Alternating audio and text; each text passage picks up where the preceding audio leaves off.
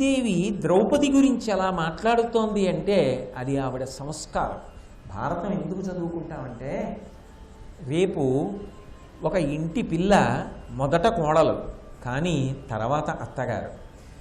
ఏ పాత్రలో ఉన్నా ఆ పాత్రకి తగినట్టుగా ధర్మ నిర్వహణ చేయడంలో మనిషి జీవితం ధన్యం అవుతుంది. కాబట్టి కొడుకుల కంటే నయ్యనుగ కోడలికెక్కుడు కూర్తు కోడలం కొడుకులు చేయు భక్తి కటకోటి మడుంగుల భక్తి నాకు ఎప్పుడు తగ చేయుచుండు అది పుణ్యచరిత్ర. బా, ఎంత పెద్ద మాట వేసేసిందండి. అది పుణ్యచరిత్ర అంది. అది ప్రేమ. ఆ ప్రేమ ఉన్న చోట అది మా కోడలు ఏం చేస్తోందని అంటారు. కడుపున పుట్టిన కూతురుని ఎంత ప్రేమగా పిలుస్తారో అంత ప్రేమగా పిలుస్తారు అత్తమామలు. కాబట్టి అది పుణ్యచరిత్ర, పరమ పవిత్రమైనటువంటి చారిత్రము కలిగినది, అంటే నడబడి కలిగినది.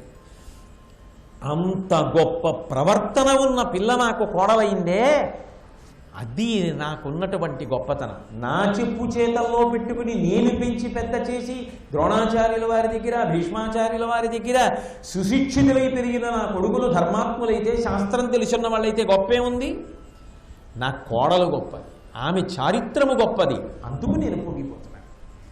కాబట్టి అది పుణ్యచరిత్ర, కులాగ్రగణ్య. అసలు ఎవరు వేయగలరండి మాటలు? కుంతీదేవి తప్ప. మా కులము మొత్తం మీద, మా వంశం మొత్తం మీద చాలా గొప్పవాళ్ళని ఇలా మొదట వేలు తీసి లెక్క పెట్టడం మొదలు పెడితే మొదటి పేరు మా ద్రౌపదీదేవిదే అంది. తన మామల్ని చెప్పలా, తన కొడుకుల్ని చెప్పలా, ఎవరిని చెప్పలా. నా కోడలే ఒకటి, అంత గొప్పది నా కోడలు, ఆమె మా వంశంలో గొప్పవాళ్ళ పేర్లు చెప్పవలసి వస్తే ఇలా ఒకటి అనవలసి వస్తే ఎవరు? ద్రౌపది. అదేమిటి బయట నుంచి వచ్చిన పిల్ల ఎవరు చెప్పారు? నా కోడలు, మా ఇంటి పిల్ల. ఇది కుంతీదేవి హృదయం. అంత గొప్ప పిల్ల నా కోడలు. ఏమి అనుబంధం అండి నిజంగా! ఏమి అత్తగారు, ఏమి కోడలు, ఏమి భారతం! ఇది కదా ఒకనాడు భారతదేశ సమాజ స్థితి, ఇది కదా ఇక్కడ ఉన్న కుటుంబ వైభవం. కాబట్టి అది పుణ్యచరిత్ర, కులాగ్రగణ్య, క్రొత్తడి. క్రొత్తడి అన్న మాటకు అర్థం ఏంటంటే మగని కలిగి ఉన్నది అని ఒక అర్థం. మహాపతివ్రత. ఎప్పుడూ కూడా ఆమె ఏ పని చేస్తున్నా ఈ పని నేను చేస్తే నా భర్త సంతోషిస్తాడా, నా భర్త కీర్తి నిలబడుతుందా, ఈ ప్రశ్న ఒక్కటి వేసుకుని ఆ ప్రశ్నకి జవాబు తన భర్త కీర్తి నిలబడుతుందంటే చేస్తుంది. ఇది నేను చేస్తే నా భర్త కీర్తి మాసిపోతుందంటే చెయ్యదు. ఆ చట్రంలోకి ఇముడుతోందా అన్నది చూసుకుని చేసేటటువంటి లక్షణం ఉన్నది. ఇంకా అంతకన్నా ఆనుకూల్యత అన్న మాటకు అర్థం ఏముంటుందండి? ఆమె అడుగు తీసి అడుగు వేస్తే ఆమె ఆలోచన ఏమి అంటే, ఈ పని నేను చేసినప్పుడు ఇది నా భర్త కీర్తిని ప్రకాశింపచేస్తోందా, ఆయన సంతోషమునకు కారణమవుతోందా, ఇది నిరంతరము ఆలోచిస్తుంది ద్రౌపది. అటువంటి కోడలు రావడం మా అదృష్టం కాదు. మా ఇల్లు ఎంత శాంతిగా ఉంటుంది. నా 5 కొడుకులు అరణ్యవాసం చేసి, అజ్ఞాతవాసం చేసి శాంతిని పొందారంటే కేవలముగా నా కోడలే కారణము. 12 ఏళ్ళు అరణ్యవాసం, 1 సంవత్సరం అజ్ఞాతవాసం చేస్తుంటే నా కొడుకుల గురించి నేను చింత పెట్టుకోకుండా కాలక్షేపం చేయగలిగాను అంటే ఆమె ఉన్నది కదా అని నేను ధైర్యం పొందాను. అంత గొప్పది నా కోడలు. ఇది కుంతీదేవి కోడల్ని అర్థం చేసుకున్న రీతి. ఇంకొకలా మనసులో అనుకుంటే ఇంకొకలా కూడా మాట్లాడచ్చు, కానీ అలా మాట్లాడడం ఆమె సంస్కారం కాదు. కాబట్టి కులాగ్రగణ్య, క్రొత్తడి, సకలంబు చూడ సభ ధైర్యము పొందుట సూచి ప్రొక్కితి. ఒక గొప్ప మాట అంటోంది. నాకు జీవితంలో ఎప్పటికీ మారని పుండు ఒక్కటే ఉంది, ఆ పుండు మానదు. ఏది ఆ పుండు అంటే, నా కోడల్ని నిండు సభలో అందరూ చూస్తుండగా ఈక్షి తీసుకొచ్చి వస్త్రాపహరణం చేశారే, అది నేను మరిచిపోను. ఇక్కడ మీరు ఒక్క విషయాన్ని జ్ఞాపకం పెట్టుకోవాలి. ద్రౌపది బాధ ఒక్కటే కాదు. ద్రౌపది బాధ కుంతి బాధ, ద్రౌపది బాధ పాండవుల బాధ, ద్రౌపది బాధ సమస్త ధార్మికుల బాధ. అలా బ్రతకగలిగిన బ్రతుకు సమున్నతమైన బ్రతుకు. తన బాధ తన వరకే అన్ననాడు ఆ జీవితానికి అర్థం లేదు. ఒక్కొక్కసారి భగవంతుడు గొప్ప బాధ కూడా ఇస్తుంటాడు. ఎందుకు ఇస్తాడో తెలుసా? నీ కోసం బాధపడేవాళ్ళు ధర్మాత్ములు ఎంతమంది ఉన్నారో తెలుసా? ఈ ధార్మికుడికి ఇంత బాధ కలగడమా, ఇంత కష్టం రావడమా అని మేమున్నామని తెగించడానికి చాలామంది సిద్ధపడ్డారనుకోండి, ఆయన జీవితం ప్రయోజనకరంగా నడిచిందనడానికి గుర్తు. ద్రౌపది గురించి ఆమెకు వచ్చిన కష్టాన్ని తలుచుకుని ఇది మాత్రం నేను జీవితంలో మరిచిపోనంటోంది కుంతీదేవి. అంటే ద్రౌపదికి జరిగిన అవమానం కన్నా మానసికంగా కుంతిపడిన పరివేదన ఎక్కువ తప్ప. పాండవులు ఆ రోజున భీమసేనుడి యొక్క వస్త్రాలు తీసేసుకున్నారు, ఆభరణాలు తీసేసుకున్నారు, ఇవి చెప్పట్లేదు ఆవిడ. ద్రౌపది పొందిన బాధ చెప్తోంది. అంటే అసలు కౌరవులు తమంత తాముగా తెచ్చిపెట్టుకున్నటువంటి ఉపద్రవం ఎక్కడుంది అంటే, మహాధార్మికురాలు ఇంతమంది పరాక్రమవంతులకి, ఇంతమంది బలవంతులకు ఇష్టమైన వ్యక్తి జోలికి వెళ్ళి నాశనం అయిపోయాడు. కాబట్టి ద్రౌపదీదేవికి భారతంలో ఎంత సమున్నత స్థానం ఉన్నదో చెప్పడానికి కుంతీదేవి మాట్లాడినటువంటి ఈ ఒక్క మాట ప్రబల సాక్ష్యం. అది ద్రౌపదికి జరిగిన అవమానం కాదు. అంటే ఆమె నా కొడుకులు అరణ్యవాసం చేశారే అది నాకు బాధాకరం అనలేదు. అసలు నిజానికి మీరు జాగ్రత్తగా ఆలోచించండి. కుంతి జీవితంలో నేను మరిచిపోలేని బాధ అని అనవలసి వస్తే ఒక్క విషయం చెప్పాలి. ఏ విషయం చెప్పాలి? ఇన్ని అస్త్రములు తెలిసిన్నవాడు, 2 చేతులతో బాణములు ప్రయోగించగలిగినవాడు, బృహన్నలయ్యి అంతఃపురాంగనలకి ఆటపాటలు నేర్పాడే అర్జునుడు. అది నా జీవితంలో నేను మర్చిపోను. ఎంత దారుణ సంఘటన! అంత గొప్ప పురుషుడు బృహన్నలగా ఆటపాటలు నేర్పడమా? ఎంత బాధపడ్డాడు నిజంగా ఏడాది అయినా అన్నది చెప్పాలి కుంతి. ఆమె అది చెప్పలేదు. అంటే ఏది మనసుని బాగా గాయపరిచిందో దాన్నే చెప్తారు లోకంలో. అంటే ఆమె మనసుని బాగా గాయపరిచింది ఏది అంటే ద్రౌపదీదేవికి జరిగినటువంటి అవమానమే. కాబట్టి ఇప్పుడు ఈ అవమానానికి జవాబు చెప్పవలసిన వాళ్ళెవరు? పగ తీర్చుకోవలసిన వాళ్ళెవరు? పాండవులు ఇప్పుడు తిరిగి వచ్చారు కాబట్టి యుద్ధం చేసి ఈ అవమానం చేసిన కౌరవులను మట్టు పెట్టవలసిందే. మట్టు పెట్టి నా కోడలి కీర్తి మళ్ళీ ప్రకాశించవలసిందే. ఆమె జోలికి వెళ్ళిన వాళ్ళు సర్వనాశనం అయ్యారని మళ్ళీ లిఖింపబడాలి, చెప్పబడాలి. అప్పటి వరకు నా మనసుకు శాంతి లేదు.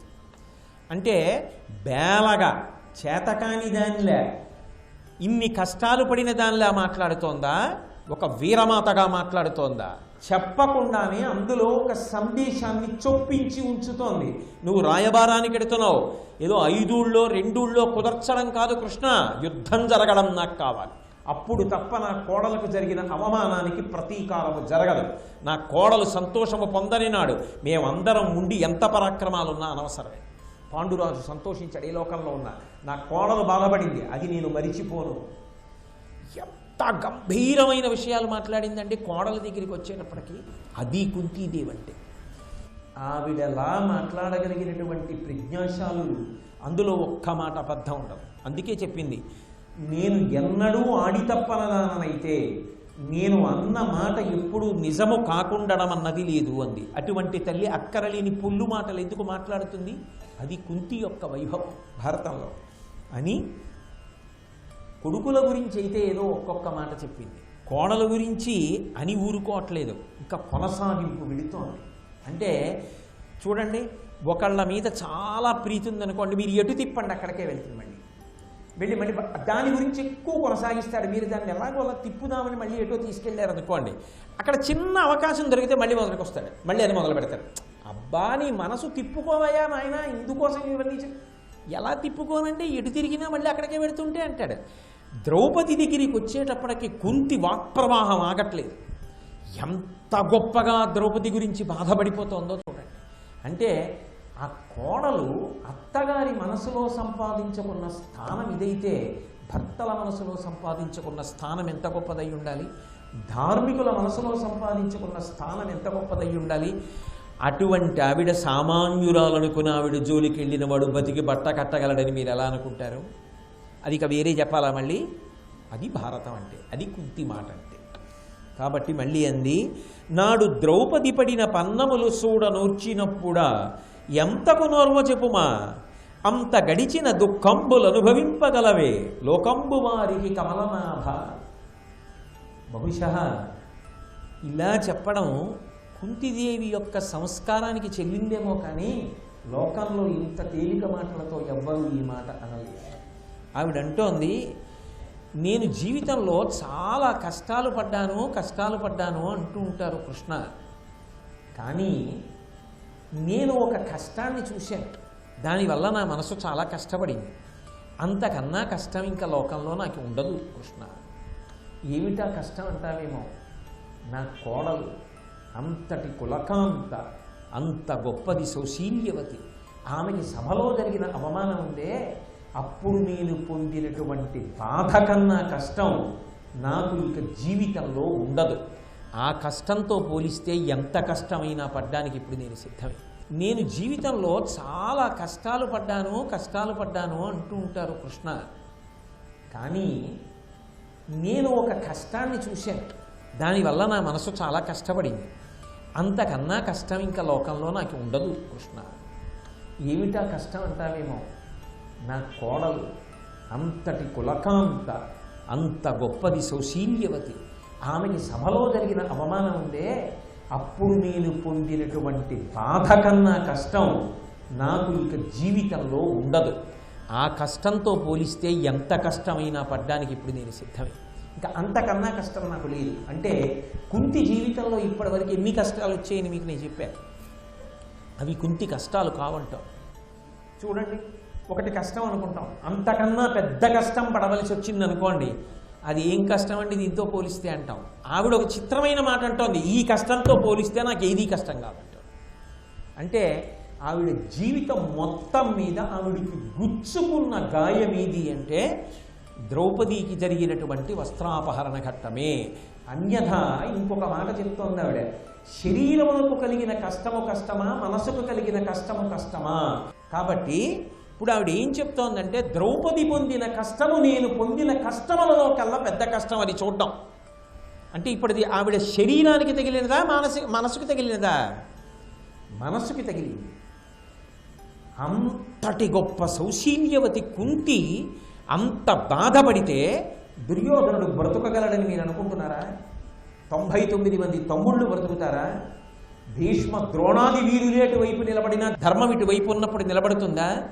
కుంతి లాంటి వ్యక్తి కన్నుల వెంట నీరు పడ్డ తర్వాత ఇంకా నిలబడగలడా దుర్యోధనుడు? ఇంకా ఇంట అన్నం తింటారా వాళ్ళు? అథవా సందేశం ఏమిటంటే, అగ్ని కన్నా కాల్చగలిగిన శక్తి ఎక్కడుంటుంది అంటే, నిష్కారణంగా అమాయకుల జోలికి వెళ్ళి వాళ్ళ మనసు గాయపడి వాళ్ళ కన్నుల వెంట నీరు పడేటట్టుగా ఏ కారణము చేత ప్రవర్తించవద్దు. నువ్వు ధర్మంలో ఉండి వాళ్ళు అర్థం చేసుకోలేక ఏడిస్తే తప్పు కాదు. వాళ్ళు ధర్మాత్ములై ఉండగా, అమాయకులై ఉండగా ఏ కారణము చేత బాధపడి ఏడిచేటట్టు చెయ్యవద్దు. కుంతి ఏడుపు కొట్టేసిందా లేదా దుర్యోధనుడిని? ఆ తప్పు చెయ్యకు జీవితంలో ఎప్పుడు నేర్పుతుంది భారతం. కాబట్టి అని ఒక్క క్షణం ఆగి మళ్ళీ ఆవిడంది, నాకు కాదయా, లోకంలో ఎవరికైనా ద్రౌపది పొందిన కష్టం కన్నా కష్టాలు ఉన్నాయా అని అడిగింది. ఇప్పుడు కుంతి తన కష్టములు అంటల్లా, తన కోడలి కష్టములే కష్టములంటారు. నిజం కదా? మీరు యథార్థంగా ఆలోచించండి. యాజ్ఞసేని ఏమి సంతోషం అనుభవించింది? ఒక కులకాంతని తీసుకొచ్చి రాజసూయాగం చేసిన తల్లిని, అవబృధ స్నానం చేసిన తల్లిని జుట్టు పట్టి ఈడ్చుకొచ్చి ఏకవస్త్రని సభలో నిలబెట్టి వస్త్రాపహరణం చేస్తుంటే ఆమె పొందినటువంటి క్లేశం ఎంత బాధాకరం. అజ్ఞాతవాసం చేస్తూ ఇంతమంది చేత ఊడిగా అందుకోవలసినటువంటి తల్లి మాలినిగా పూలదండలు కట్టడమా, గంధాదులు తీయడమా? భర్తల కోసం, ధర్మం కోసం ఆవిడ పడిన కష్టం లాంటి కష్టం ఎక్కడుంది? అంత ఓర్ప, అంత గొప్ప తల్లి. ఆమె కష్టాల కన్నా కష్టాలు లోకంలో ఎవరికైనా ఉంటాయా? ఈ మాట కుంతి అన్నది అన్నప్పుడు మహాభారతాన్ని ఎందుకు చదువుకుంటామో తెలుసా? మహాభారతాన్ని ఎందుకు ప్రవచనం చేస్తామో తెలుసా? ఒక్క విషయంలో నీకు ఏదో ఆనుకూల్యత రాలేదని మూతి బిగించు కూర్చుంటావా? అన్నింటికీ అలకే, అన్నింటికీ నేలపడిపోయినటువంటి మట్టి ముద్దలా బ్రతుకుతావా జీవితంలో?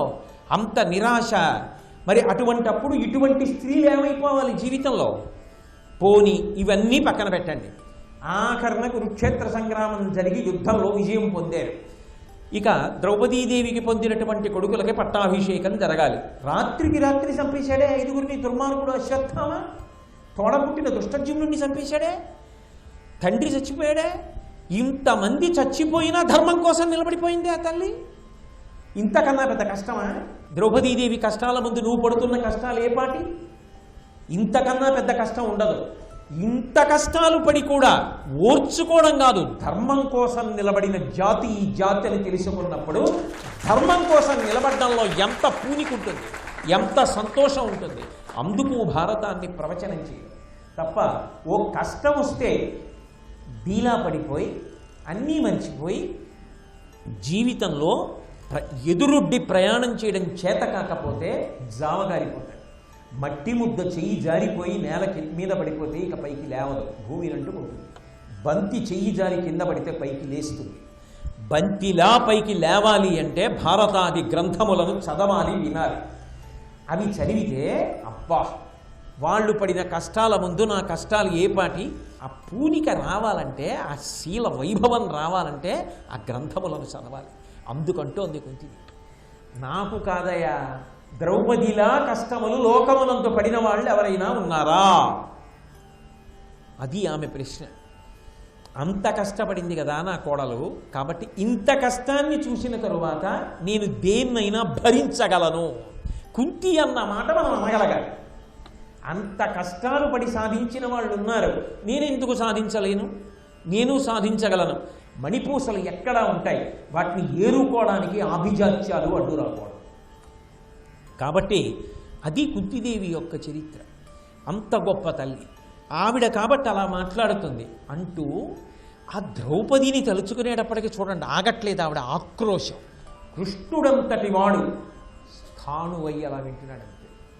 అత్తా ఆగు, అవునులే నిజమే, నేను ఇప్పుడు వచ్చానుగా, చూస్తాను కదా, నీ కొడుకుల అరణ్యవాసం అయింది కదా అని కృష్ణుడు కూడా జోక్యం చేసుకోలేకపోతున్నాడు ఆవిడ గంభీరోపన్యాసం ముందు. అలా నిలబడిపోయాడంతే కృష్ణుడు కూడా. అది కుంతీదేవి వాగ్బలం అంటే. ఆవిడ మాట్లాడితే అలా ఉంటుంది. విదురుండొక్కడు తక్కగా సదస్యులెవ్వరును ధర్మసంక్షయమిది కూడదునారా, అతని శీలమ కుదిరి లోకమునకింతకున్ తలపంగన్. కృష్ణ, ఆ రోజు నా కొడుకుల వలువలు ఊడుస్తుంటే ఎవడయా లేచి ఇది ధర్మమునకు క్షయము, ధర్మ విరుద్ధం, ఇది చెయ్యకూడదు, నా కోడల గురించి కదయా ఆలోచించవలసింది, ధర్మం గురించి ఎవడన్నాడు ఆ మాట? ఒక్కడం లేదు ఆ రోజు సభలో. చెవులు రిక్కించి విన్నాను, జ్ఞాపకం ఉండిపోయింది. 13 ఏళ్ళైనా అన్నవాడు లేడు, ఒక్క విదురుడు తప్ప. లోకమునకంతటికీ కూడా మహానుభావుడు ఆదర్శప్రాయుడయా, ఆయన్ని గుర్తుపెట్టుకోవాలి. ప్రాణమే పోని దుర్యోధనుడు అన్నాడు, నోరు మూసుకుని ఉండన్నాడు విదురుడు మాట్లాడితే. అలా అంటాడని తెలియదా? నిండు సభలో అలా అంటాడని తెలుసు. తెలిసిన నా కళ్ళ ముందు అధర్మం జరుగుతుంటే నేను అంగీకరించను, నేను మాట్లాడతానని మాట్లాడాడు. ఆయన యాలోకానికి ఆదర్శప్రాయుడు. ఏ కారణాలు చెప్తేనే మాట్లాడిన వాళ్ళు ఆదర్శప్రాయులు కారు, తెగ్గొట్టేస్తోందంతే. ఇంకక్కడ ఏం మొహమాటాలు లేవు. అత్తగారిగా కోడల విషయం దగ్గరికి వచ్చేటప్పటికి ఆవిడ ఆవేశం కట్టలు తెంచుకుంది కుంతిదేవి. ఎంత బాధపడిపోయిందో. ఏమి అత్తా కోడళ్ళండి, ఏమి ప్రేమ నిజంగా, ఏమి కుంతిదేవి, కొడుకుల కన్నా నాకు కోడలు ఎక్కువ. ఆ మాట ఆ పద్యాల క్రమంలో తెలుస్తోంది, ఏదో నోటి మాట కాదది. కాబట్టి ఆ కృష్ణుడితో ఒక్క మాట మధ్యలో కృష్ణుడు మాట్లాడింది ఉందా అంటే అలా ఉండిపోయాడంతే కృష్ణుడు కూడా. అంటే యుద్ధం జరుగుతుందనడానికి ఇంకింతకన్నా వేరే తార్కాణం చూపించాలా? ధర్మం నిలబడి తీరుతుందనడానికి. కాబట్టి ఇది ఎల్లను ఒక తల, ఈ 13 ఏడులను నాకు బావ కొడుకుచే అదయమగు కూడు కుడుచుట, అది ఒక తలయ్యే ఏమీ అనగలదనగా. ఈ 13 ఏళ్ళు ఇక నేను పడ్డ కష్టాలు, కొడుకులు కళ్ళ ముందు లేక ఒక కష్టం, పరాయి పంచన బతకడం ఒక కష్టం, ఎక్కడో ఇంద్రప్రస్థంలో కొడుకులతో కోడలతో వాళ్ళు హాయిగా సంతోషంగా ఉంటే వాళ్ళని చూసుకుంటూ గడపవలసినటువంటి ముదుసలి వయస్సులో వచ్చి విదురుడి ఇంట్లో ఉన్నాను. ఇది ఒక ఎత్తు. విదురుడికి కూడా అన్నం ఎక్కడి నుంచి వస్తుంది? ధృతరాష్ట్ర మహారాజు గారు పెట్టిందేగా, అంటే రారాజు దుర్యోధనుడు పెట్టిందే కదా. దయలేని అన్నం తిన్నానయ్యా 13 ఏళ్ళు, నా కష్టాలన్నీ ఒక ఎత్తు కృష్ణ, ఇదొక్కటి ఒక ఎత్తు. అంటే బాగా జ్ఞాపకం పెట్టుకోండి ఈ పద్యాన్ని. మన ఇంట్లో ఉన్న ఎవరికైనా అన్నం పెట్టినప్పుడు వాళ్ళ స్థితిని బట్టి కాదు, ప్రేమతో అనుబంధాన్ని బట్టి అన్నం పెట్టాలి. ఇది ఎల్లను ఒక తల, ఈ 13 ఏడులను నాకు బావ కొడుకుచే అదయమగు కూడు కుడుచుట, అది ఒక తలయ్యే ఏమీ అనగలదనగా. ఈ 13 ఏళ్ళు ఇక నేను పడ్డ కష్టాలు. కొడుకులు కళ్ళ ముందు లేక ఒక కష్టం, పరాయి పంచన బతకడం ఒక కష్టం, ఎక్కడో ఇంద్రప్రస్థంలో కొడుకులతో కోడలతో వాళ్ళు హాయిగా సంతోషంగా ఉంటే వాళ్ళని చూసుకుంటూ గడపవలసినటువంటి ముదుసలి వయస్సులో వచ్చి విదురుడి ఇంట్లో ఉన్నాను. ఇది ఒక ఎత్తు. విదురుడికి కూడా అన్నం ఎక్కడి నుంచి వస్తుంది? ధృతరాష్ట్ర మహారాజు గారు పెట్టిందేగా, అంటే రారాజు దుర్యోధనుడు పెట్టిందే కదా. దయలేని అన్నం తిన్నానయ్యా 13 ఏళ్ళు, నా కష్టాలన్నీ ఒక ఎత్తు కృష్ణ, ఇదొక్కటి ఒక ఎత్తు. అంటే బాగా జ్ఞాపకం పెట్టుకోండి ఈ పద్యాన్ని. మన ఇంట్లో ఉన్న ఎవరికైనా అన్నం పెట్టినప్పుడు వాళ్ళ స్థితిని బట్టి కాదు, ప్రేమతో అనుబంధాన్ని బట్టి అన్నం పెట్టాలి. వారికి ఒక్కొక్కసారి దేహ సంబంధం ఉండొచ్చు. వాడు నా మామగారు, అత్తగారు, ఆడబొడుచు, అన్నదమ్ములు, అక్క చెల్లెళ్ళు, మరదలో, మరుదులు, ఎవరో అయ్యుండొచ్చు, స్నేహితులు, ఏమీ కాదు, అతిథి. అని అన్నం పెట్టేటప్పుడు, అన్నం అంటే నా ఉద్దేశం ఒక్క అన్నం అని కాదు, ఏది పెట్టినా పరమ ప్రేమతో పెట్టడం నేర్చుకో. ప్రేమతో పెట్టకుండా, ప్రేమ లేకుండా పెట్టినది ఏది ఉందో అది అన్నము కాదు, విషమే.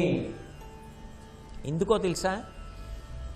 అమ్మా ఆకలి వేస్తోంది, ఏమైనా పెడతా ఏంటి అంటే, నిన్ననే మీ అబ్బాయి తెచ్చారు పిల్లల కోసం.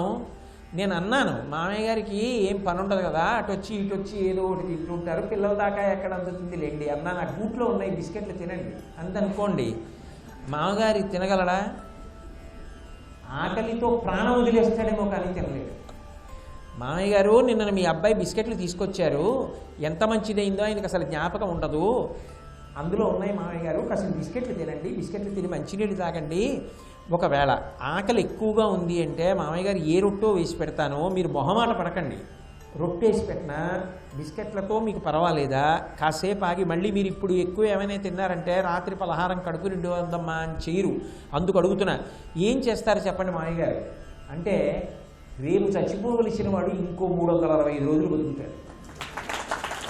ఆ దయ లేదనుకోండి, ఓ కుక్కకి పడేసినట్టు అన్నం పడేస్తే, అలా పెడితే ఏమని బతుకుతారండి ఆ ఇంట్లో బతికేవాళ్ళు? అసలు ఏ ఇంట్లో ఉన్న వ్యక్తికైనానండి ఏదో ఒక కార్యం ఉంటుంది. ఏమీ చెయ్యలేని వాళ్ళు అనుకోండి, మీరు వెళ్ళి కూర్చుని వాళ్ళని ప్రేమగా పలకరించి 5 నిమిషాలు మాట్లాడాలి. కానీ అన్నం పెట్టినప్పుడు దయ లేదనుకోండి, అన్నం తినడం చాలా కష్టం ఉస్మా, 13 ఏళ్ళు తిన్నాను కృష్ణ, ఎవరి కోసం తిన్నాను? చావలేక తిన్నాను అనుకుంటున్నావా? శరీరం మీద వ్యామోహంతో తిన్నాను అనుకుంటున్నావా? నేను ఉండకపోతే ప్రజలు మర్చిపోతారు పాండవులని. ఈ అన్నం తిని బ్రతికి వాళ్ళు మళ్ళీ యుద్ధం చేసి రాజ్యాన్ని పొందాలని బ్రతికున్న ఏ నా కోడలు నా కళ్ళ ముందు బాధపడిందో ఆ నా కోడలు మళ్ళీ సంతోషించే రోజు చూడాలని బ్రతికున్న, అందుకోసం తిన్న 13 ఏళ్ళు అన్నం. 13 ఏళ్ళు దయలేని అన్నాన్ని తినడం ఎంత కష్టం కృష్ణ. మిగిలిన కష్టాలు ఒకెత్తు, ఇదొక్కటి ఒకెత్తు. నా జీవితంలో ఇంత కష్టపడ్డా, చివరికి తన కష్టం దగ్గరికి వచ్చింది. ముందు తన కష్టం చెప్తారు, తర్వాత ఇతరుల కష్టం చెప్తారు. లోకంలోని పోకడ. ఆమె ముందు అందరి కష్టం చెప్పింది, తర్వాత తన కష్టం చెప్పుకుంది. ఇది కుంతి గొప్పతనం. ఆ కష్టం కూడా ఎవరి కోసం? తన కోసం పడింది కాదు, తన బిడ్డల కోసం పడిన కష్టం. ఎన్ని కష్టాలు పడిందంటే అసలు ఆ కష్టాలకు అంతేమైనా ఉందా?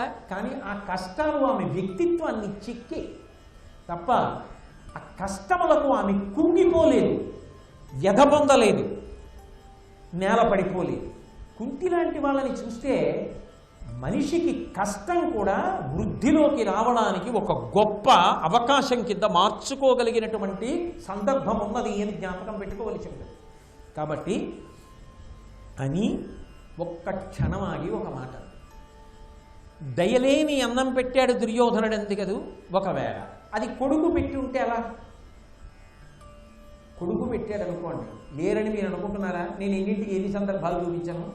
అటువంటి కొడుకులు ఉన్నారు లోకంలో. ఓ మంచి అయితే సభాముఖంగా చెప్పాలి, చెడు చెప్పడం ఎందుకు? అలా అమ్మ వంక తిరిగి మాట్లాడని కొడుకులు కూడా ఉంటారు లోకంలో. అయితే అమ్మ కొడుకు పాడైపోవాలని అంటుందా? అనదు. ఎందుకంటే అమ్మ కనుక ఆ కొడుకు వృద్ధిలోకి రావాలని అంటుంది. అయితే దుర్యోధనుడు దయలేని అన్నం పెట్టినా నేను ఎందుకు తిన్నానో తెలుసా? నా కష్టం ఒకెత్తు, పాండవుల కోసం ఒకెత్తు, నా మనసులో దుర్యోధనుడు ఒకటి ధర్మరాజు ఒకటి కాదు, వాడు మారాలని తిన్నానంతే. తప్పు మాత్రం పట్టల. అలా ఉండగలరండి ఎవరైనా? అసలు నన్ను తన తమ్ములను నా కన్న కొడుకులట్ల తలుతు కాని విభేదం వెన్నడు నా మదిలేమికి వెన్నుడ దైవంబు సాక్షి వినుము పలికెదను. వెన్నుడా ఓ కృష్ణుడా నువ్వు పరిపూర్ణావతారం. ఆయనలోని భగవత్ తత్వం ఆమెకి తెలుసు. నేను నోటి మాటగా అంటున్నానో త్రికరణ శుద్ధిగా అంటున్నానో కృష్ణ నీకు తెలుసు. నేను ఎన్నడూ కూడా నా బిడ్డలు పాండవులని, దుర్యోధనుడు నా కొడుకు కాడని నేను భావన చెయ్యలేదు. శ్రీ ఉమామహేశ్వర పరబ్రహ్మార్పణమస్తు. స్వస్తి.